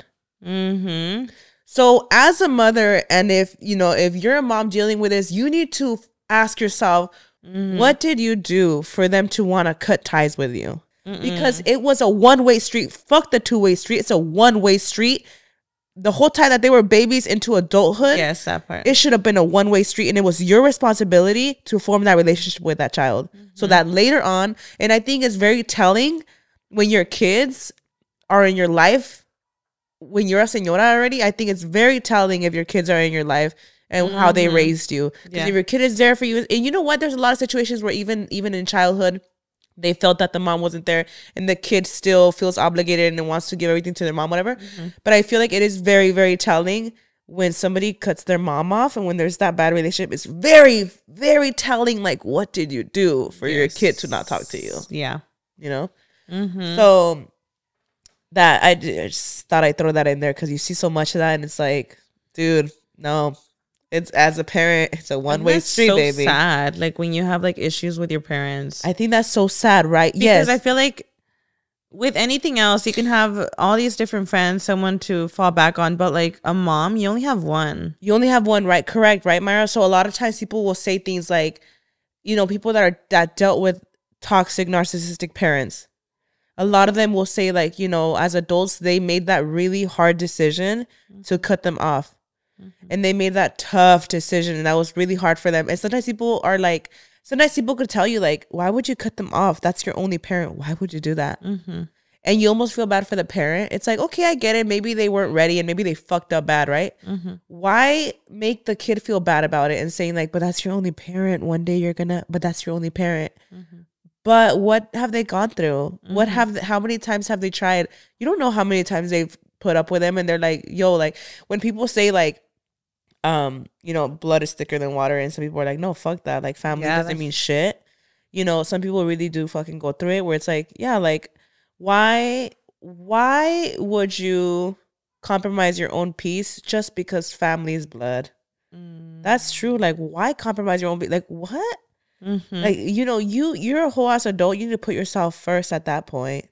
Like, okay, like you had a toxic relationship with your parents. Like, you know, it's good if you want to fix stuff, but if you also want to throw in the towel and say like, I'm fucking done, like they're dead to me, I'm not gonna judge you because I don't know what you went through to make that decision. That part. And I just hope that I'm never in that situation, and it's my responsibility as a mom to have that bond with my kids. Yeah. Now, obviously, if I'm like trying and my child doesn't want to, but also too, like, what do you do? I also just feel like you need to really look back though on like how that relationship how it started, and how did you, what caused you guys to separate? Because there's narcissistic parents, Mayra. Yes. There could be a narcissistic mom wondering like, what did I do? I birthed you. I put a roof over your head. I fucking raised you. Okay, but what did you put that kid through? Yeah. Like, especially when especially when all the kids like don't fuck with you. It's not just one. It's just like, it's like, honey, you don't traumatize all of them. It's just, I understand parenthood is hard, and I really do understand that, you know, there's different phases in life where maybe you were not ready and stuff, but you can't put that like burden on your kids and say like, I did my all for you and this is how you're repaying me. No, like you have to like really analyze it, and like, you know, it's okay to admit if you fucked up in the early years of, you know, your kids, but you also can't put that burden on your kids like, I'm your mother, I'm your responsibility. This is what it is. That shit's crazy. Did you know that nearly 75% of people have subscriptions they've forgotten about? I know I do. Before I started using Rocket Money, I thought I had about 5 subscriptions. I could not believe it when they showed me I was paying for 12 subscriptions each month. Same, girl. It is crazy the amount of subscriptions we have without even realizing. It's a waste of money. Between streaming services, fitness apps, and the delivery services, it's never ending. Thanks to Rocket Money, I'm no longer wasting money on the ones I forgot about, girl. And it was a lot of them.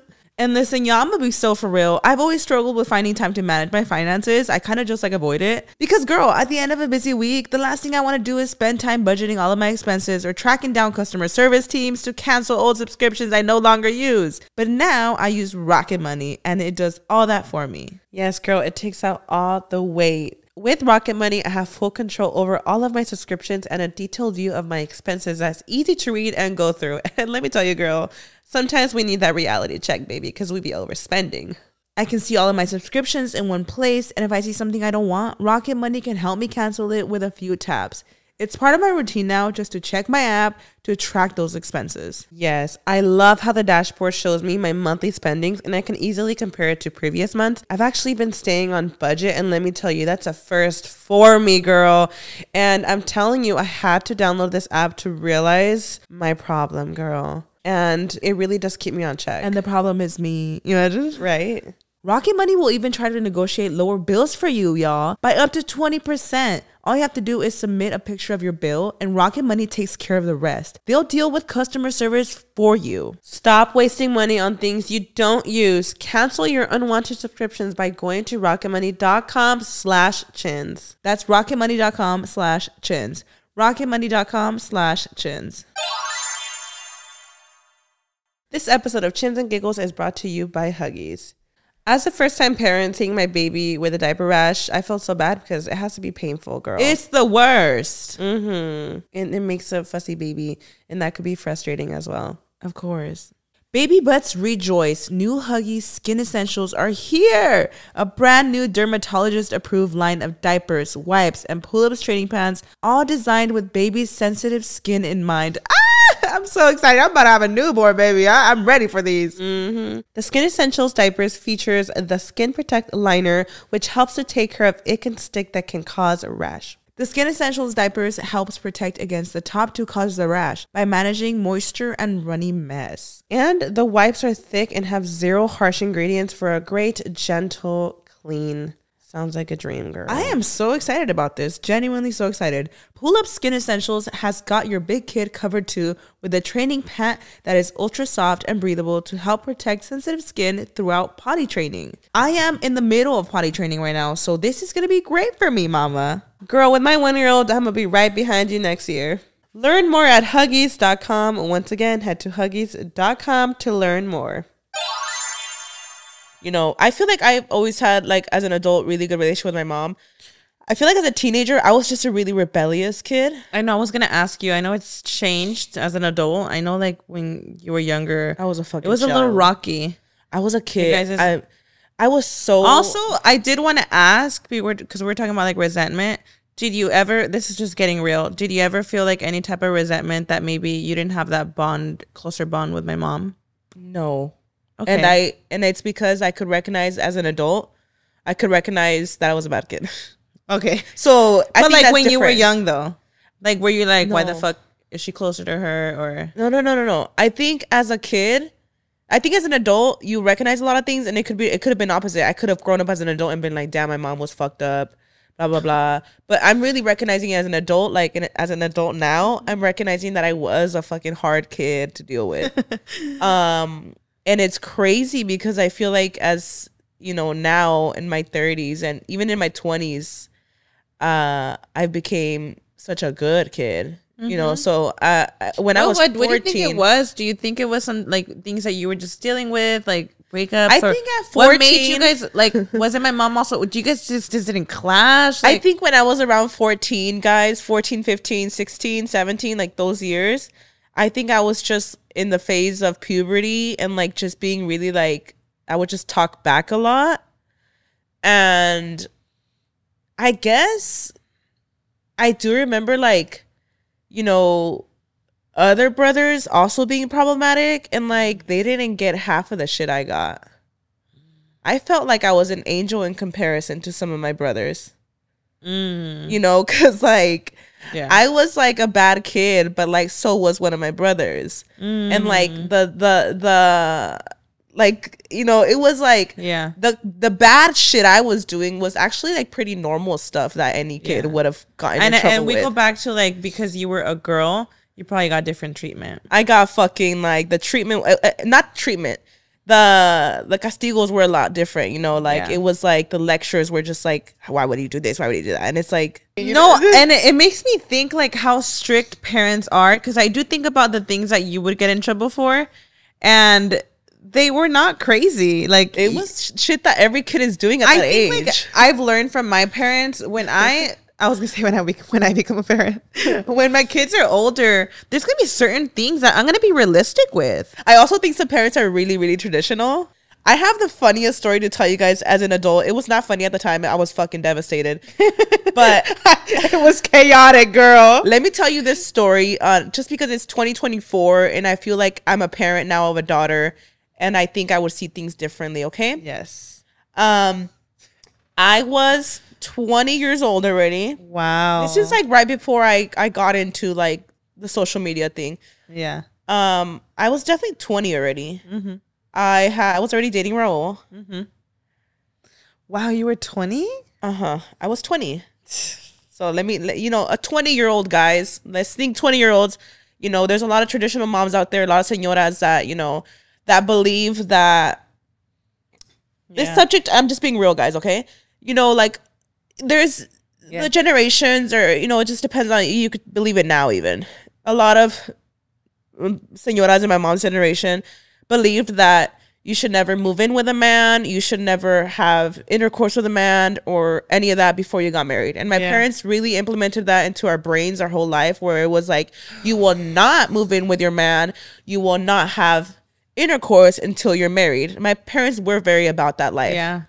And I feel like now, like in 2024, like now that we're adults, we've had those conversations with our parents and they know that that's not how it fucking works in the real world. Yeah.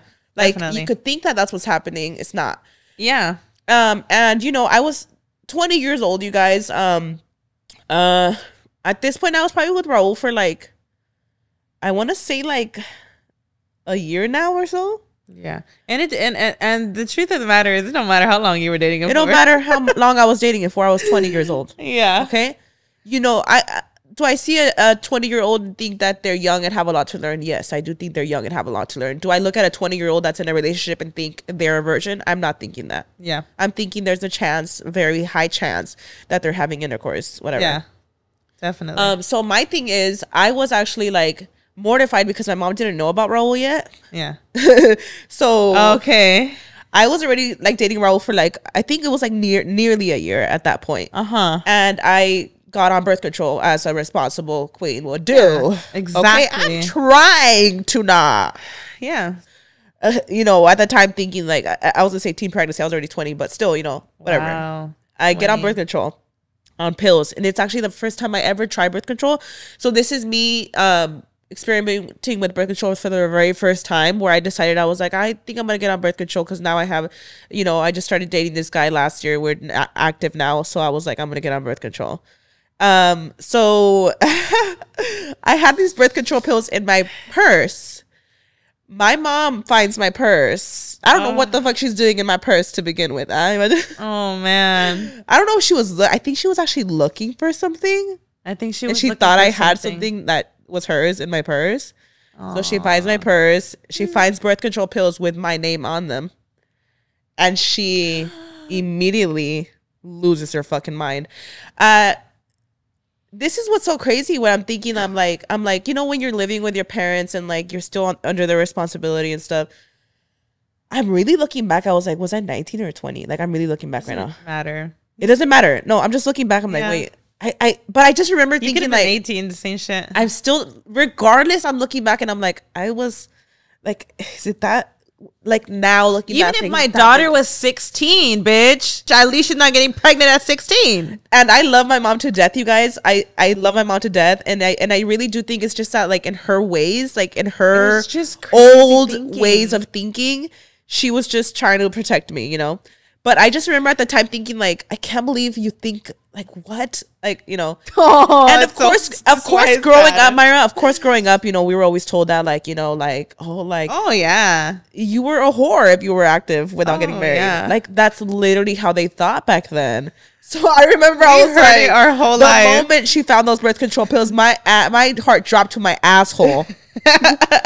And my mom didn't even know about Raul at this point, Mayra. Like, she kind of had heard here and there from weeks that I was like talking to a guy. Yeah. But like, she didn't know about Raul. Like, he hadn't met them yet. He met them. I think Raul met my parents until like, we were already like a year dating, because I was just so mortified. I had got out of a 4-year relationship in this toxic ass relationship. Yeah, I was in. So I got out of that relationship, and then, you know, I started talking to Raul and I started dating Raul. So my mom doesn't even know yet that like I'm like in a new relationship.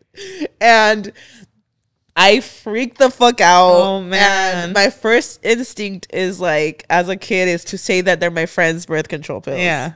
That they're Andrea's. Yeah.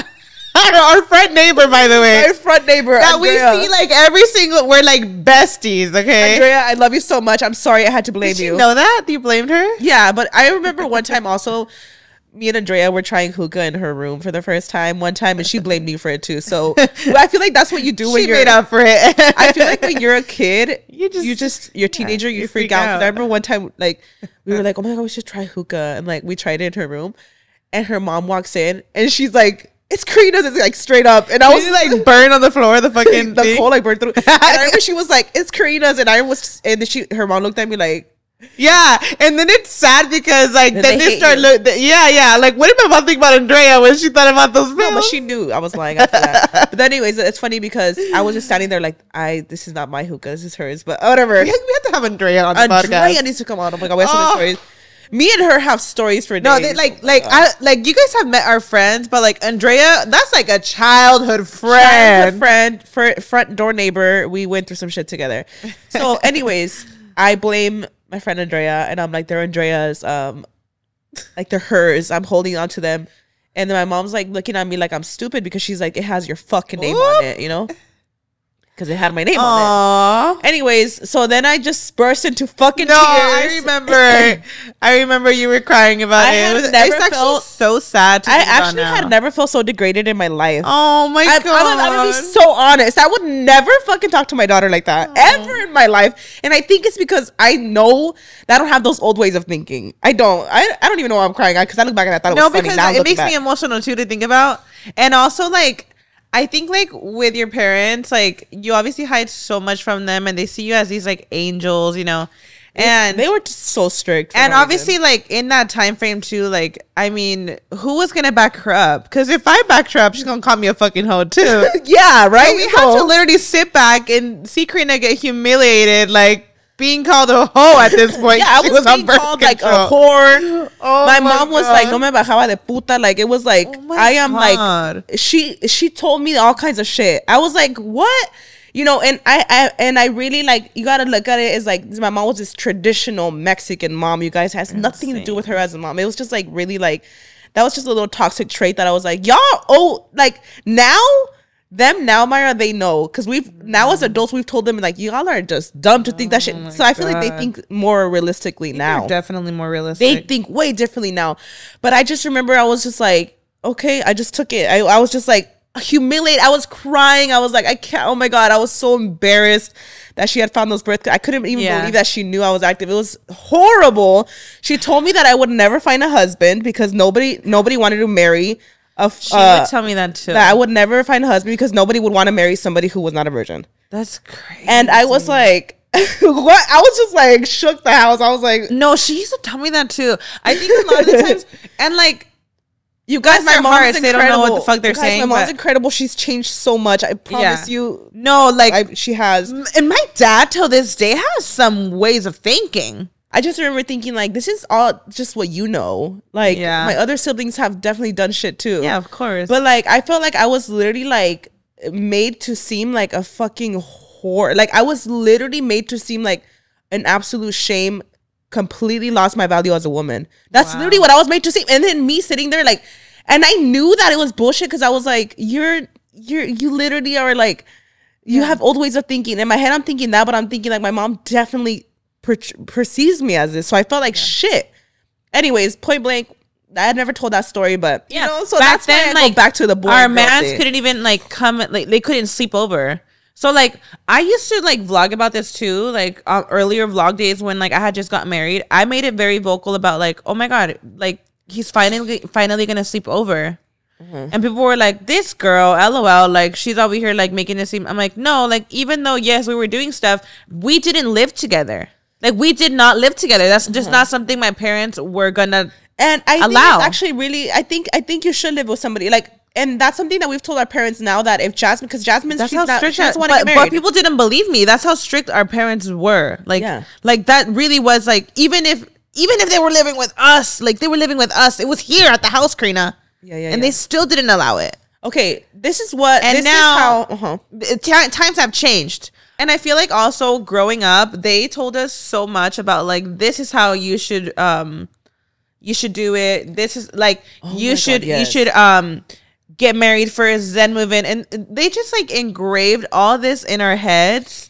And I mean, maybe we were like at this point, I think we were scared. We didn't want to. I could say growing up, I was a good child. I wasn't as troubled. I wouldn't really fight with her as much. But I did lose my virginity to Brian. I did, and it was before marriage. And she would probably be shocked hearing this.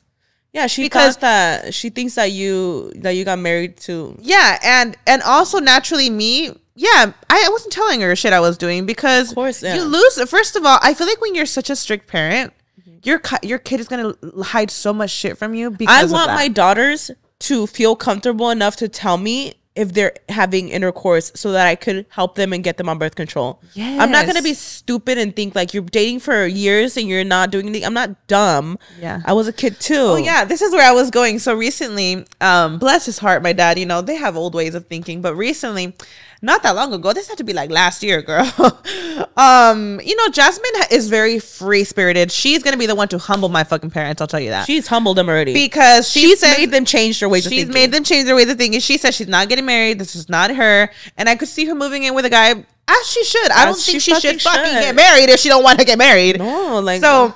It was a whole thing, Karina. You weren't even there, girl. We were like in the dining table, and Jasmine starts saying like, "Well, I don't want to get married." And my dad's like, "¿Cómo no te vas a casar? Pues nunca te vas a salir de la casa."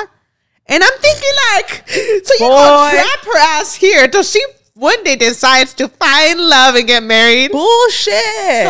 So obviously I'm like telling him, I'm like, if she doesn't want to get married, she's not gonna get married. Like we're not living in those times. If she wants to move out, she has all the right. And I told her, she wants to move in with a guy dating. I even told him, I was like, and if she wants to live with a man, unfortunately, it's gonna happen whether you like it or not. It doesn't fucking matter. So it was a whole thing, Karina, where my dad was like standing his ground, like, "Pues ve a ser una puta es now." I was like, "Oh my god." I was like, "Dad, you're doing too much." And you guys, it's not like, y'all know, if you have a Mexican dad like that, you know, sometimes these men, it's their old way of thinking. It's their old way of thinking. Yes. Listen, but you know what?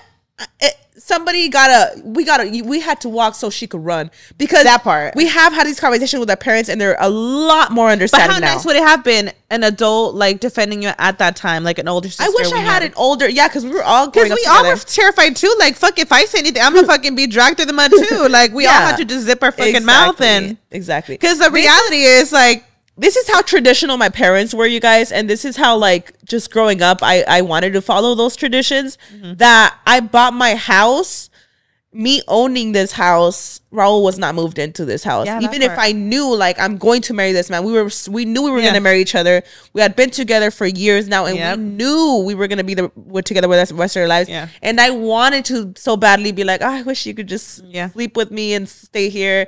Like, I knew this was my soulmate. Yeah. I owned this house, and I did not move him in officially until we were married because of that way of thinking. I did dabble out of in respect. You eventually just. I did dabble into it, and they didn't really say much because like I owned the house. Yeah. So like he always was like sleeping over and stuff. He started sleeping over like a lot, and I know they knew, like, oh, he's here to stay, but he didn't officially move in until we got married because of that. Like, imagine me owning my house, like it's my house, I own it. And I don't move him in, even knowing he's my soulmate, just for the respect that I'm like, oh, like my parents always wanted me to do this. So, that's what's just crazy about all that. And, if you still believe that, that's cute too. I think it is beautiful to think that and stuff, but I don't think you should expect that from other people. You shouldn't expect it. I feel like part of me, it could have been a lot that I heard it so much growing up that I did dream about getting married first. And I did have these like expectations for Brian. Like, no, you're not going to fucking knock me up, or you're not going to. I had my things like, I'm not giving this to you till we're married. So in a way, it helped us, like, where maybe I didn't move in with him and I had kids with him and I had this plan, which is fine if you do it that way. But in my head, I was like, no, I do want to get married first before I start acting like a wife with you. So that did help out in a way. But I feel like there's just certain things that are like, come on. It's like, no. Like for my daughter, would I love for her to find love and get married and have her kids later? That yes. If it goes the other way, I'm also not gonna torment her about it. I'm also not gonna everybody's different. Everyone's different. Period. Their ways of thinking are, and then when you get older, you hear things about then. I'm like, so my dad literally stole you from the rancho, bitch. Literally fucking ran off together. Y'all weren't fucking married. I know. And now I hear this as an adult, but growing up, it's like you see them as this perfect image that they've made of themselves. Does it help the kid maybe act up right? Maybe just a tad. You're like, oh shit, well, my parents. Maybe you could influence them in a way, but you gotta be realistic too, bitch. Yeah. Like, and I do think I think as older siblings, like if your parents are really traditional thinking and just really think of like old ways and stuff, I think as a sibling, like it is kind of like your role to tell your parents like this is not how it works. Because I really do feel, Mayra, that Jasmine has it so easy because of us, because we've had these conversations with my mom. There should be balance. I feel like my parents, they changed a lot with their younger kids.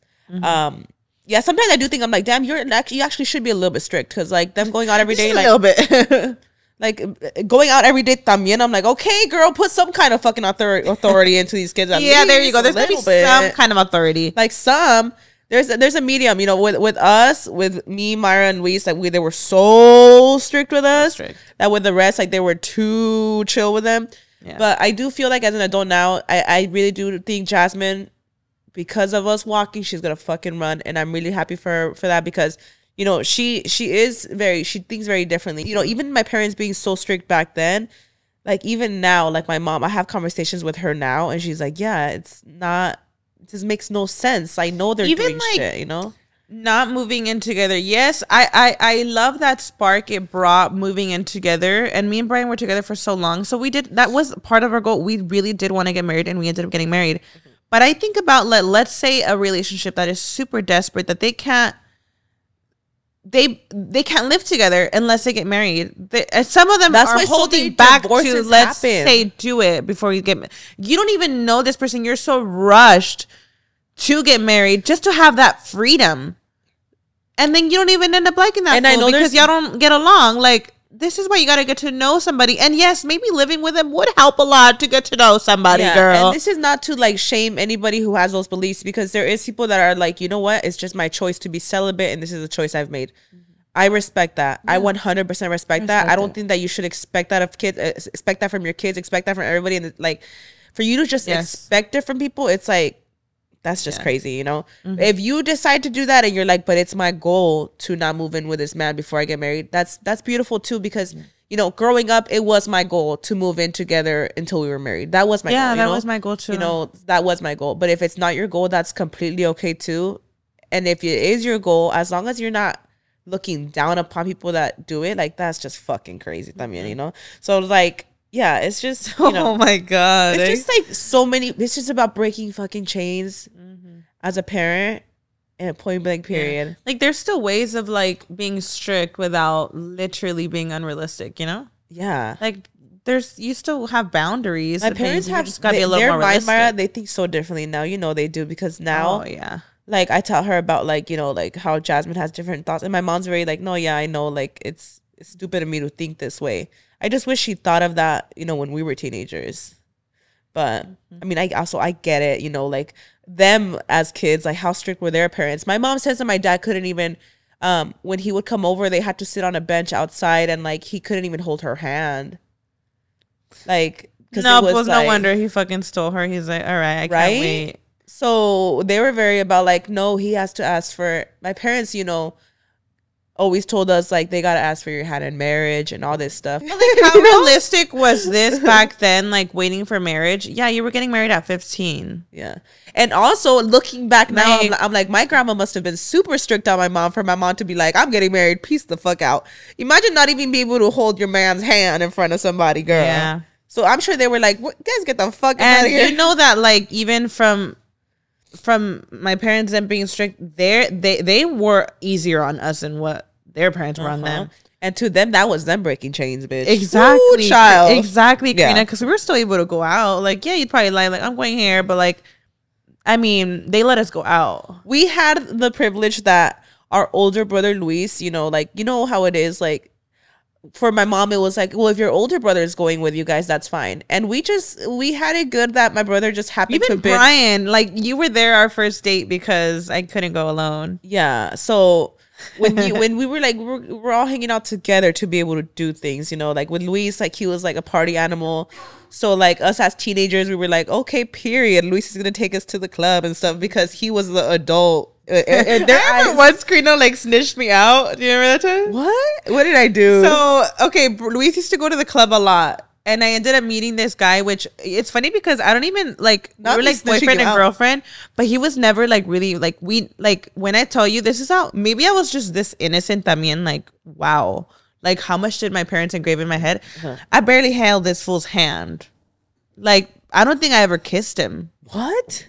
I'm really trying to think. I don't even think I ever kissed this guy. But, I could only, well, I don't even think my parents knew about him, but I had met him through Luis, through one of his friends. Yeah. And we would go clubbing a lot. But this is like, if you hear that, you think you're like, I'm out here partying. Like, no, bitch, I was so innocent. Like, I barely fucking held his hand. I swear to God. Yeah. I swear to God. Like, no, I don't even, like, now that I think about it, I'm like, I guess I can't even consider him a boyfriend because there was nothing. Yeah, you guys were just dating. But I remember one time, there was a couple times where like randomly, like I'd be like, I'm not gonna go to the club. Like I went to his house and his mom was there, and we were literally just in his mom's apartment or house. I forgot what it was, but we were just there, just and I'm telling you, just hanging out. You were dating your kid, and obviously my parents didn't know about it because they thought I was going to the club with Luis. So one time, Karina tells my mom, I don't even remember this. I don't remember this. I don't know what you said, but I'm assuming, I don't know, out of just you just said it, that I was instead of going to the club, I was going to this fool's house. So imagine what my parents thought. They thought the worst. No, and and this is I'm not trying to front and say oh, man, said no. With Brian, a lot of it first happened with Brian. Oh my God. But this other guy, it wasn't actually an innocent relationship. It really was actually an innocent relationship. And that could have just been me, Mayra, getting in trouble for me being a bad kid. And maybe you got in trouble. It could have been the birth. That was way after. No, I think it was probably, I would just always get in trouble. I'm sure Karina had to get in trouble about something, and she was like, well, Mayra is over here going to her man's house. And my mom didn't even know I had a boyfriend at that time. And I'm thinking she is absolutely thinking the fucking worst when I barely even held this man's hand. You were probably 14. I was probably 14, yeah. But it's so funny because looking back, I really legit, I'm not just saying this, I don't think I ever kissed this man. So imagine what she thought. She probably thought I was wilding out, bitch. Oh, yeah, of course. Yeah. That's just crazy. Oh, yeah. I will say, I was, growing up, I think it also had to do with, I don't know if it was just, in me that I was just super shy or just I was trying to prove my parents something, but I was a really good kid growing up. You were a really good kid. Yeah, up until I said with Brian, I feel like Brian was truly my first real boyfriend, my first true love, which you guys, my brother would take us to the club at 14. I'm sure we've talked about this in the past, but then also, I used to use fake IDs. Yeah. So in a way, yes, I was a really good girl, but bitch, I was clubbing at 14. Back then too, Mayra, they were not that strict with IDs. Because they would just be how old are you? I would go to clubs at 14. When people say you start partying at 18, 21, I had all that when I was 14, 15. I lived all that. So by the time I hit 18, by the time I hit my 21st birthday, I was I lived it already. You're I've been to all the clubs. I've been to all the clubs. We went to clubs a lot, yeah. And honestly, and we were never even drinking like that. No, I mean, rarely. Maybe at random Christmas gatherings and stuff, we would drink at a young age. Yeah. But even going to the club, I truly was just this is when the old corridos were so in. Yes. Not what's in right now. I'm talking about the old style corridos. I was just obsessed with it. I was obsessed with banda, just everything, that whole world. I truly would just go to just dance my ass off. That's what I would do. It was really just to go dance. Yeah. So yeah, we were going out to the club really young. Yeah. But yeah, I mean, at some point I was well, I don't want to go to the club. I want to go to his house. And it's just funny to think about now. What the fuck was she thinking? Yeah. Our parents have been extremely strict, and I think it had to do a lot with their upbringing. Somebody could hear that and say they were strict, but you were going to club at 14. That's hard. That's hard too. We had an older brother who was 18, which is 4 years older than us. Yeah. And because our older brother, we were hanging out with our older brother. We just got lucky that Luis was a really cool older brother that he would take us to the club and shit. Yeah, because they knew we were going to the club too, though. We were not lying to them that we were going. No, but if I wanted to go to the movies with my friends, it was the end of the fucking world. See, that is crazy, right? If I really think about that, we were with our older brother. That part, because they were oh, you're going with your older brother, okay. Yeah. But if I wanted to go somewhere by myself, it was just not possible. Or or even us just going together with our friends to the movies, it was you're not fucking going, because we didn't have our older brother with us, because Luis was already an 18-year-old, so they trusted us a lot with him. That's why it's just that we just happened to have a cool brother that he would take us to the club. That's all. Yeah, I've learned a lot, and I'm happy that I could change that with my kids. Me too. Because, maybe as a teenager, I didn't have the best relationship with my mom. I don't know what relationship I have with my daughter when she's going through her puberty phase. That is a tough phase. But, it is something that it's on the back of my mind daily to form a really good relationship with her. Yeah. And that's that, So, yeah. Anyways, wow. We have rambled today. What was girl? I guess just breaking chains and going, I don't even think we went based off our topics we had here, baby. We just went forgot off. What we were talking about, but wow, y'all, that was, y'all know we always ramble off, but that was an interesting conversation. That was I feel like that was a good one. Yeah, but we hope you guys enjoyed. If you're tuning in on Apple Podcasts, don't forget to rate and subscribe. And if you're watching on YouTube, hey, Queen, don't forget to thumbs up, subscribe, and comment down below. Thank you guys so much for tuning in, and we will see you guys next week, y'all. See you guys later.